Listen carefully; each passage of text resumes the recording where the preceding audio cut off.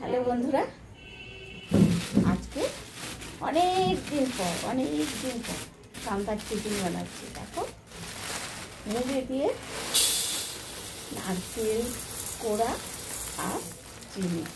তোমরা কে কে পছন্দ করো? আজকে আমার টিফিন করতে ইচ্ছে করছে না, তাই ছেলেকে বললাম নারকেল কোড়া আর মুড়ি মেখে দেবো। বলে কি হ্যাঁ মাখো, অনেক দিন খাই না, তাই মুড়িটা ঢেলে রাখলাম। অত মুড়িটা লাগবে না, এই যে মুড়ি রাখলাম। আর এই যে অনেকটা মুড়ি নিয়েছি, এই 3 জন খাবে, হয়ে যাবে। এবার আমি চিনিটা নিয়ে আসছি।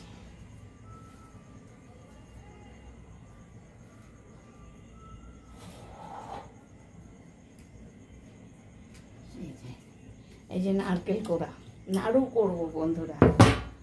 এই খানিকটা দিয়ে দিচ্ছে। আর নারকেলগুলো না একদম ট্যাগা নারকেল হয়ে গেছে, তাই যাই হোক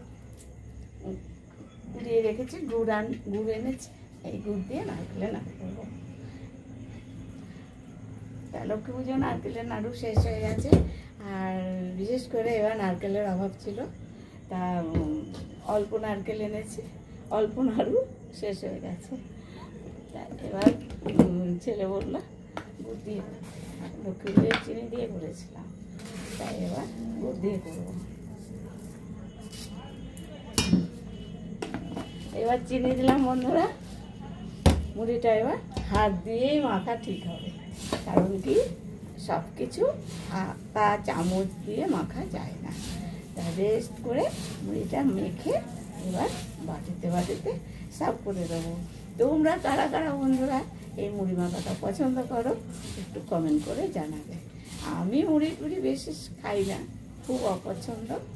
যদিও মানে শরীর টরীর খারাপ হয়, খেতে ইচ্ছে করে একটু জল মুড়ি ভিজিয়ে খাই, তাই মুড়িটা মাখছি বন্ধুরা। দেখো তোমরা এই মুড়ি মাখাটা কারা কারা খাবে চলে এসো মোর বাড়িতে।